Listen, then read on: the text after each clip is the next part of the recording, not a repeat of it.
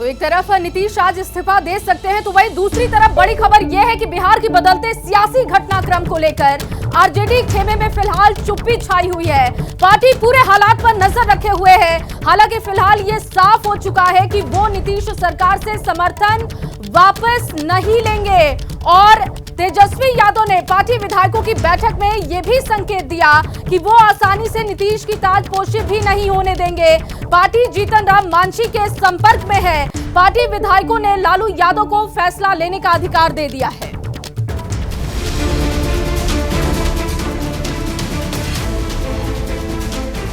बिहार में सियासी हलचल अपने चरम पर है। नीतीश पाला बदलने का ऐलान करने ही वाले हैं। ऐसे में आरजेडी खेमा भी खामोश नहीं है। सियासी चाल चलने में माहिर लालू यादव हर कोशिश में जुटे हुए हैं, तो वहीं तेजस्वी ने भी हुंकार भर दी है। ऐलान कर दिया है कि वो आसानी से तख्ता पलट नहीं होने देंगे। इतनी आसानी से नीतीश की दोबारा ताजपोशी नहीं होने देंगे। सियासी गुणागणित के तहत आरजेडी किसी दलित चेहरे को सीएम पद के लिए आगे कर सकती है। तेजस्वी की हुंकार पर जेडीयू ने जोरदार हमला किया है, तो आरजेडी भी पलटवार करने में पीछे नहीं है। राजद नेतृत्व बेचैन है। बेचैनी का कारण साफ है कि इन लोगों की आदत में शुमार रहा है नौकरी के बदले जमीन लेने का। अनर्गल प्रलाप कर रहे हैं। अनर्गल प्रलाप पर रोक लगाइए, वरना अंजाम इसका राजनीति में बेहतर नहीं होगा। उसमें गांधी जी ने 7 पाप बताए थे। उसमें पहला पाप था सिद्धांतहीन राजनीति। तो जो पहला पाप है गांधी जी के नजरों में, उस पाप के पापी नीतीश जी कैसे बन सकते हैं, ये हमारा समझ में नहीं आता। आखिरी वक्त में सियासी समीकरण बदलने की कोशिश में जुटी आरजेडी संख्या बल जुटाने में जुटी है। पटना में आरजेडी के भीतर भी बैठकों का दौर जारी है। पार्टी भले ही हमलावर है, लेकिन ये रणनीति बनाई गई है कि नीतीश कुमार के इस्तीफे तक पार्टी कोई कदम नहीं उठाएगी। आरजेडी ने सरकार से समर्थन वापस न लेने का भी फैसला किया है, ताकि नीतीश कुमार को जनता के बीच धोखेबाज और अविश्वसनीय साबित किया जा सके और सरकार में अपनी उपलब्धियों को जनता के बीच पेश किया जा सके। सभी फैसलों के लिए लालू यादव को अधिकृत कर दिया गया है। सभी आरजेडी विधायकों से साइन करवाया गया है कि अंतिम फैसला लालू यादव का ही होगा।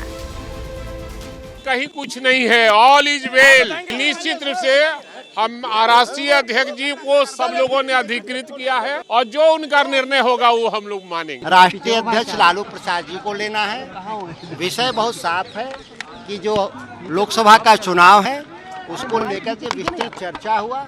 बाकी निर्णय लालू प्रसाद जी को लेना है। आरजेडी अलकमान खुद के दम पर भी सरकार बनाने के विकल्पों पर लगा हुआ है। हालांकि संख्या बल थोड़ा कमजोर पड़ रहा है, लेकिन कहा जाता है ना कि सियासत में संभावनाएं हमेशा बनी रहती है। अगर नीतीश पाला बदलते हैं तो मौजूदा स्थिति के हिसाब से बिहार विधानसभा की कुल 243 सीटों में से बहुमत के लिए 122 विधायक चाहिए। आरजेडी के पास कुल 79 विधायक हैं। इसमें अगर कांग्रेस के 19, लेफ्ट के 16 और एक निर्दलीय को मिला दे तो आंकड़ा 115 तक ही पहुंचता है। मतलब बहुमत के लिए आरजेडी को 7 और विधायक चाहिए।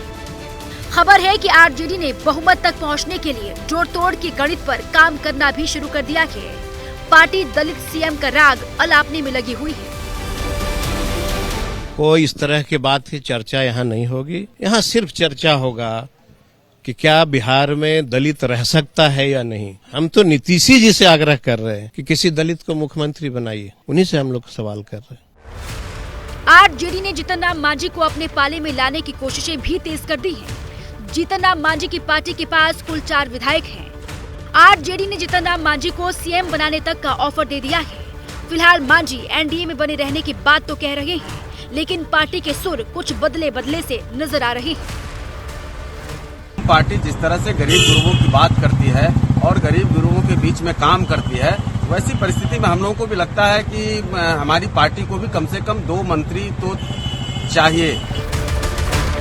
हम के पास महज 4 विधायक और उनमें से 2 मंत्री पद की मांग लालू तो पूरा कर सकते हैं, लेकिन शायद एनडीए सरकार में ये पूरा ना हो पाए। लिहाजा जीतन राम मांझी आरजेडी के लिए फिलहाल किंग मेकर की भूमिका में दिखने लगे हैं। तभी तो बीजेपी भी लगातार उनको अपने साथ बनाए रखने की जुगत में लगी हुई है। सियासी पारा जैसे जैसे बढ़ने लगा है, वैसे वैसे वार पलटवार भी बढ़ने लगा है। आरजेडी तो खुलकर नीतीश कुमार पर हमलावर दिखाई दे रही है। इस तरह का काम नीतीश कुमार जी ने किया है, उनको इस उम्र में और इस पद पर रहकर के शोभा नहीं देता। जाहिर है महागठबंधन से हटने के बाद आरजेडी नीतीश की तारीफ तो नहीं करेगी, वो तो तरह तरह के सलाह ही देगी और आरोप ही लगाएगी। लेकिन आरजेडी जुलाई 2022 से चाचा भतीजा की जोड़ी पर फक्र महसूस करते हुए नीतीश की तारीफ में कसीदे गढ़ती थी।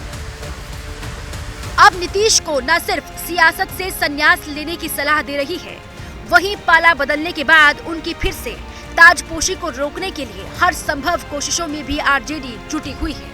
जैसे ही घड़ी का काटा दोपहर 2:30 पे आए, बबीता जी का दिल सास बहू साजिश के लिए मचल जाए। और ये है इनकी बहू, पूरे दिन ऑफिस की टेंशन हो जाए गॉन जब ये करें अपना फेवरेट शो फ्री टाइम पे ऑन। इनकी तरह आप भी देखिए अपना फेवरेट शो अपने टाइम पर और डाउनलोड कीजिए एबीपी लाइव ऐप अपने स्मार्ट टीवी पर।